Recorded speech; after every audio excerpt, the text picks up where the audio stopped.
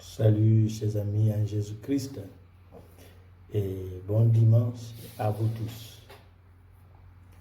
Nous célébrons le troisième dimanche du carême l'année A. Et nous méditons autour du thème Jésus, l'eau vive. L'Église nous propose le livre de l'Exode chapitre 17, versets 3 à 7. La lettre de Saint Paul aux Romains chapitre 5, de versets 1 et 2 et 5 à 8. L'évangile selon Saint Jean, chapitre 4, verset 5 à 42. Jésus, l'eau vive. Et une petite référence à notre émission sur les péchés et les barrières des péchés, si vous suivez toutes nos émissions, vous allez vous référer à cette émission vers fin novembre ou décembre 2022. Nous avons fait un enseignement sur la conversion et les barrières à la conversion. Aujourd'hui, nous parlons de Jésus comme l'eau vive. L'importance de l'eau pour un être humain nous sert une démonstration adéquate de combien nous avons besoin de Dieu pour survivre. En temps de carême et pour toujours, cette importance de l'eau, de l'air pour un être humain nous parle de l'importance de Dieu, de Jésus dans notre vie de tous les jours. Ainsi, elle paie une piste d'envol appropriée à la rencontre entre Jésus et la femme de Samarie. Dans cet élément essentiel, nous trouverons l'une des déclarations de Je suis de Jésus dans l'évangile de Saint Jean. Et celle-ci présente Jésus comme celui hors duquel rien et personne n'existe. Donnez-nous à boire. L'une des affirmations qui fait ressortir la place centrale de Dieu de Jésus est la suivante. Donne-moi de l'eau à boire. Seigneur, donne-moi cette eau afin que je n'ai plus soif et que je ne vienne plus ici pour puiser. Jean chapitre 4, verset 15 nous dit la femme de Samarie. Il est important de noter que cette eau de vie doit être demandée et qu'elle n'est pas une eau imposée, car son importance et sa valeur sont connues de tous. C'est dans un adage des Ibo qui dit que ce qui veut dire un bon produit attire la valeur du marché ou un bon produit se vend. Et quand il est proposé, ces bons produits, quand il est proposé, comme Isaïe l'a fait aujourd'hui, en disant, oh, venez à l'eau, vous tous qui avez soif, bien que vous n'ayez pas d'argent, venez. Isaïe chapitre 55, verset 1. Lorsqu'il y a une proposition, c'est une invitation qui respecte toujours la liberté humaine. Dans ce cas où Dieu invite, le psalmiste nous encourage. Aujourd'hui, lorsque vous écouterez sa parole, ne fermez pas votre cœur. Psaume chapitre 95, verset 7 à 8. Lorsque Dieu fait une proposition, il ne faut pas fermer notre cœur parce que c'est une proposition avec beaucoup de raisons. Raison qu'il ne faut pas ignorer. Parfois, la demande de cette eau est faite par doute et par une perte d'espoir, comme dans le cas de Massa et de Meriba avec les Israélites. Et quand c'est le cas, Dieu ne donne pas simplement de l'eau. Il crée une histoire qui ne peut pas être effacée. Tout cela doit être enchaîné pour que tous sachent que c'est Dieu qui l'a fait. Tout comme Moïse a amené les anciens à cette rencontre pour que l'histoire soit transmise à la postérité. Les actes de Dieu dans notre époque doivent être transmis pour que la religion ne disparaisse.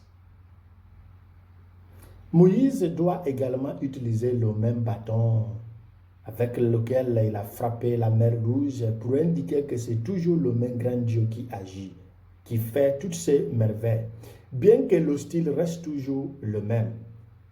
Et lorsqu'il disait « Et tu parleras au rocher, et de l'eau en sortira, pour que le peuple boive », même si c'est le même style, nous devons noter que cela ne s'agit ni de Moïse, ni du rocher, et ni du bâton, mais il s'agit du Seigneur, selon la prophétie de Zacharie, chapitre 4, verset 6. Il dit qu'il ne s'agit pas de la force humaine, mais il s'agit du propos de Dieu. Il s'agit d'ainsi par le Seigneur. Il s'agit de la parole du Seigneur. Cette déclaration rend la remarque de Jésus importante, mais l'heure vient, et elle est maintenant, où les vrais adorateurs de Dieu l'adoreront en esprit et en vérité, car c'est à cela que le Père cherche à l'adorer. Dieu est esprit et ceux qui l'adorent doivent l'adorer en esprit et en vérité. Jean chapitre 4, verset 23 et 24. Pour ceux qui en esprit et en vérité, la conviction sur la personne de Jésus donne aux croyants l'accès à la foi et c'est le travail de l'évangélisation. C'est un appel à la patience avec les pécheurs. Il nous faut avoir cette vertu de la patience lorsque nous nous engageons comme les évangélisateurs, les acteurs missionnaires, à condition que notre patience ne soit pas synonyme de compromis. Parce qu'il y a les gens qui manquent la maîtrise. En s'identifiant avec le peuple, avec la vertu de la patience, ils se confondent. C'est pourquoi Paul lave notre linge sale en public afin de nous humilier et d'essayer avec compassion d'amener les autres à ce privilège, la grâce.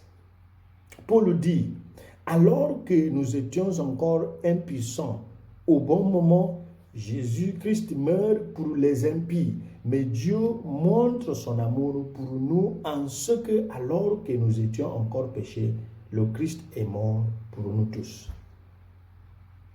Romains chapitre 5, verset 6 et 8. Dans le modèle de Jésus, nous sommes appelés à présenter le Dieu miséricordieux et à ne pas l'imposer aux gens. Cela provoquera une faim profonde et il va accélérer leur pas vers la source de la vie qui jaillit jusqu'à la vie éternelle. Le fait qu'un bon produit se vend, qu'un bon produit attire la valeur du marché, ne signifie pas qu'il doit être le goût de chaque client.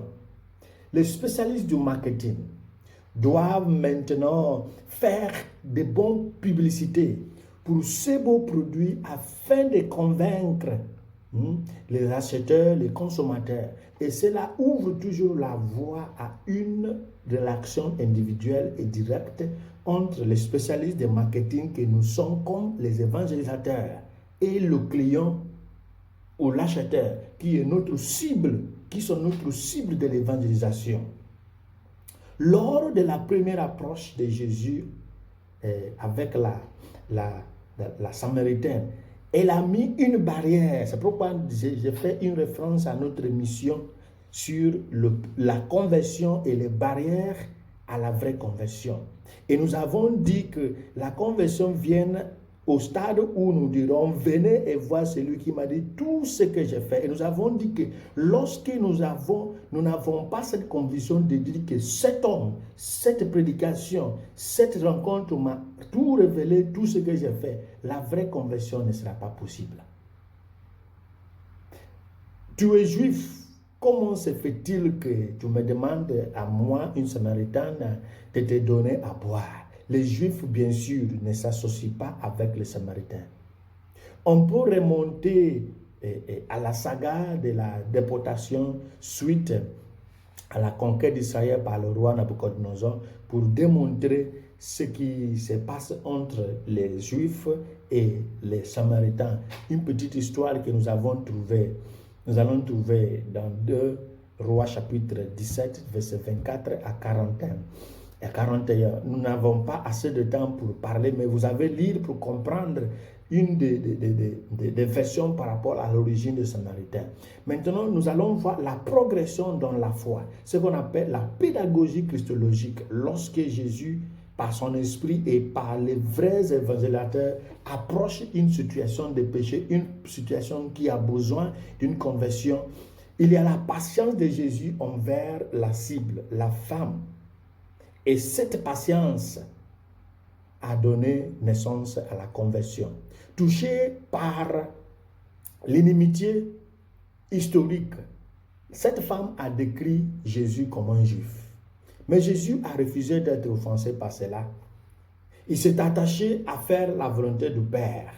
Sa nourriture, c'est de faire la volonté du Père. Il a proposé la vie à la femme, qui maintenant s'est connectée et s'est adressée à Jésus dans un système, dans une forme de progression. Il appelait Jésus Monsieur, qui signifie Seigneur, et ce qui signifie mon propriétaire. Jésus, en tant que Dieu fait homme, lui raconte sa vie en détail, sans l'accuser. Et la femme s'est adressée à Jésus comme prophète parce que lui, il connaît ce que Dieu veut. Ainsi dit le Seigneur.